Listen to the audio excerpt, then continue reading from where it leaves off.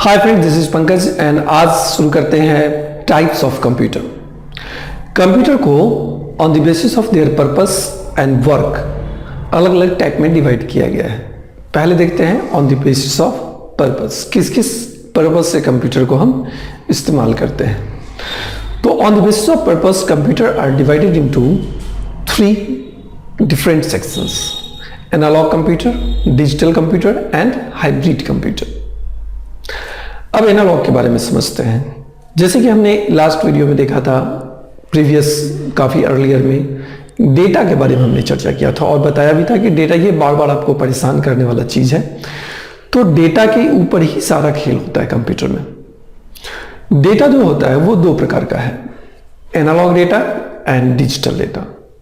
Analogue data वो data होता है जो कंटिन्यूअस होते हैं। For example temperature, weight, speed, ये सभी डेटा जो होते हैं वो आपका कंटिन्यूअस होते हैं। और जो डेटा है दूसरे वो डिजिटल डेटा, जैसे 0 से 9 के कॉम्बिनेशन का कुछ भी आप ले लें, उसका जो कैलकुलेशन करें तो वो क्या कहलाएगा, analog data, sorry digital data. तो वो कहलाएगा डिजिटल डेटा। तो इन्हीं कैलकुलेशन को, जितने भी डेटा है, डेटा के कैलकुलेशन को करने के लिए ही तो कंप्यूटर का आविष्कार हुआ है। तो उसी पर्पज से अलग अलग टाइप का कंप्यूटर को बनाया गया है। अब देखते हैं पहले डिजिटल कंप्यूटर के बारे में। डिजिटल कंप्यूटर वो कंप्यूटर है जो आज के डेट में हम लोग देख पा रहे हैं, जो नियर बाई सराउंडिंग जो सबसे ज्यादा मोस्ट यूजेबल कंप्यूटर है वो डिजिटल कंप्यूटर है।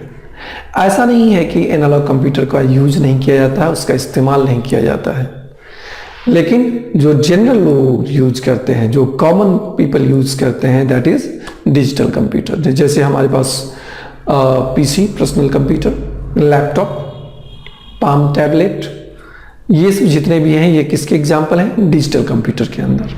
तो डिजिटल कंप्यूटर में 2 प्रकार का कैलकुलेशन होता है, अर्थमेटिक एंड लॉजिकल।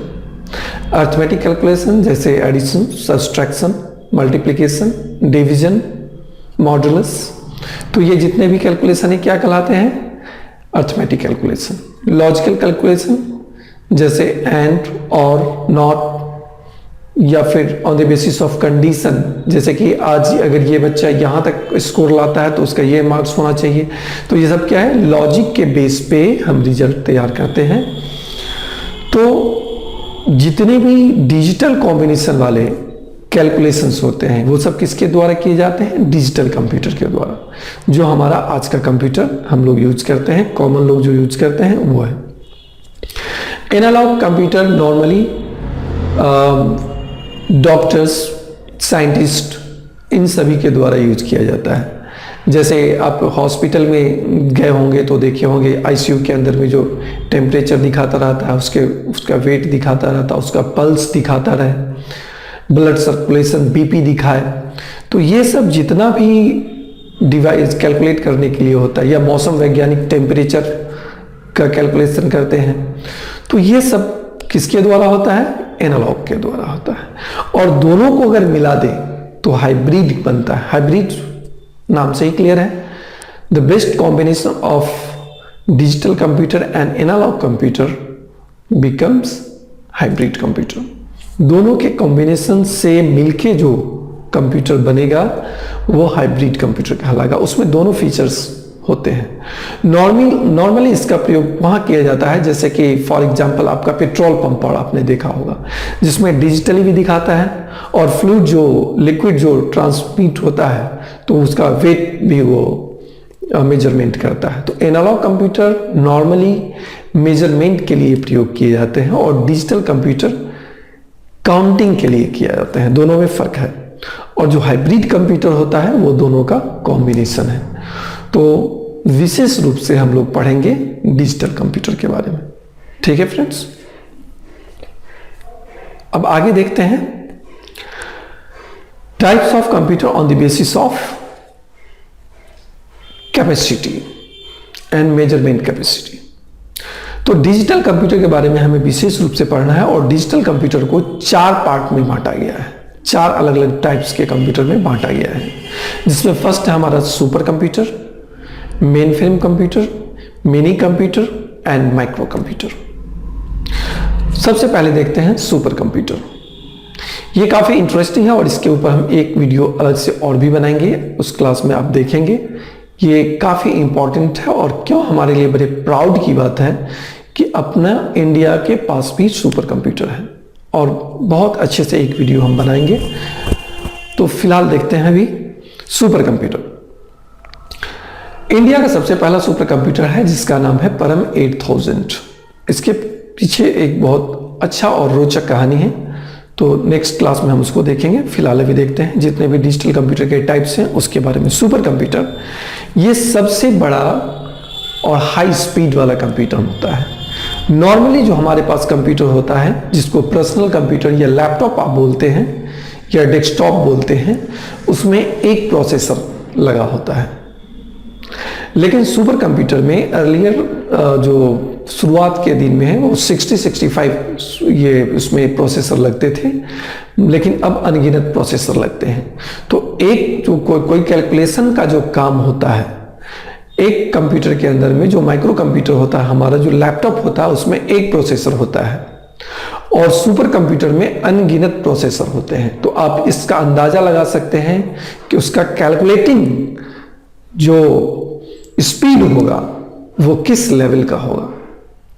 नॉर्मली जो हमारा कंप्यूटर होता है उसका कैलकुलेशन हम गीगाहर्ट्ज में कैलकुलेट करते हैं, लेकिन जो आपका सुपर कंप्यूटर है, जो अभी प्रेजेंट का सुपर कंप्यूटर है, उसको हम फ्लॉप्स में उसकी स्पीड को मेजरमेंट करते हैं। फ्लोटिंग पॉइंट ऑपरेशन पर सेकेंड, मतलब एक सेकेंड के अंदर में कितना प्रकार का वो कैलकुलेशन कर देगा, इतने स्पीड में ये करता है।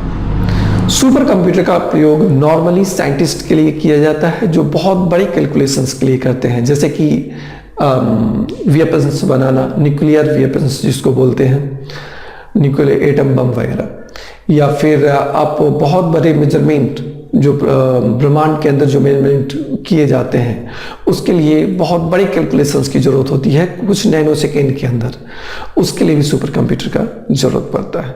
तो बहुत सारी चीज़ों के लिए, साइंटिफिक रिसर्च के लिए सुपर कंप्यूटर का जरूरत पड़ता है, और उसके लिए सीडेक कंपनी के द्वारा, जो इंडियन कंपनी है, जो इंडियन गवर्नमेंट की कंपनी है सीडेक, उसके द्वारा सबसे पहले सुपर कंप्यूटर भारत में, ये भारत सबसे पहले बनाने वाला नहीं है, लेकिन भारत के अंदर जो सबसे पहला सुपर कंप्यूटर था उसका नाम था परम। उसके बाद अनुराग, प्रत्यूष, परम, ईशान, जो सबसे लेटेस्ट कंप्यूटर 2016 में लॉन्च किया गया था। तो ऐसे से बहुत सारे कंप्यूटर हमारे पास आ गए हैं, और अब तो भारत खुद दूसरे देशों को कंप्यूटर दे भी रहा है, सुपर कंप्यूटर। नेक्स्ट हम देखते हैं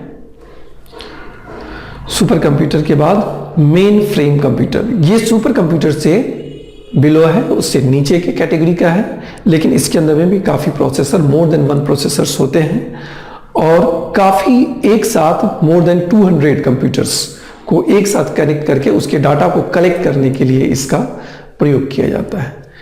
मेन फ्रेम कंप्यूटर नॉर्मली रूप से बड़े बड़े सर्वर के लिए प्रयोग किया जाता है, जैसे रेलवे के सर्वर हो गए, बैंक्स के सर्वर हो गए, और भी इस ढंग के जितने भी गवर्नमेंट के जितने भी वेबसाइट है, उसको बहुत लार्ज स्केल पे जब डेटा का कलेक्शन हो, जब मल्टीपल यूजर एक साथ उस डेटा को एक्सेस करे या उसमें डेटा फीड करे, उस समय हमारा छोटा कंप्यूटर काम नहीं कर पाएगा, उसके लिए हमारा मेन फ्रेम कंप्यूटर होता है। ठीक है फ्रेंड्स। उसके बाद है mini computer. Mini computer mainframe computer से कैपेसिटी वाइज थोड़ा छोटा है और साइज वाइज भी उससे कम कैपेसिटी का है। बड़ी बड़ी कंपनी, बहुत सारे जब उसके वर्कर होते हैं जो अलग अलग कंप्यूटर पे काम कर रहे होते हैं, और उसके डाटा को भी जब कलेक्ट करना होता है, तो रिक्वायरमेंट के हिसाब से मोर देन 50 यूजर्स को आप एक साथ डेटा कलेक्ट कर सकते हैं। जैसे हमने बताया कि आप मेन फ्रेम में मोर देन 200 को कलेक्ट कर सकते हैं, लेकिन मिनी कंप्यूटर में हम मोर देन 50 और उससे नीचे जितने भी यूजर होंगे उसके डाटा को एक साथ कलेक्ट करके रख सकता है। तो on the basis of their purpose and work we can also use mini computer. ये मेन फ्रेम कंप्यूटर से सस्ता होता है। उसके बाद हमारा आता है माइक्रो कंप्यूटर्स। ये सब डिजिटल कंप्यूटर के एग्जांपल्स हैं। डिजिटल कंप्यूटर में माइक्रो कंप्यूटर जो हम लोग यूज करते हैं उसको कहा जाता है। ये सबसे कम कैपेसिटी वाला सिंगल प्रोसेसर वाला कंप्यूटर होता है जिसमें एक ही प्रोसेसर होता है। हालांकि इसका भी मेजरमेंट इतना स्लो नहीं है, काफ़ी फास्ट होता है, लेकिन जब इससे ज़्यादा फास्ट कैलकुलेशन का ज़रूरत होता है तब हम यूज करते हैं mini computer, mainframe computer and then super, सबसे ऊपर। लेकिन जो नॉर्मली यूज के लिए जो कंप्यूटर अवेलेबल होते हैं वो कौन से होते हैं? माइक्रो कंप्यूटर जो हम लोग यूज करते हैं। इसमें बहुत सारे वर्जन्स है माइक्रो कंप्यूटर्स में, जैसे कि Pentium 1, 2, 3, 4, dual core, quad core, i3, i5, i7, ये जो लेटेस्ट चल रहा है अपना। प्रोसेसर के हिसाब से सबका कॉस्ट अलग अलग है, उसी ढंग से स्पीड भी बढ़ता चला जाता है। तो ये था types of computer on the basis of purpose and their capacity. उम्मीद है आपको टाइप्स ऑफ कंप्यूटर अच्छे से समझ में आ गया होगा। Thank you.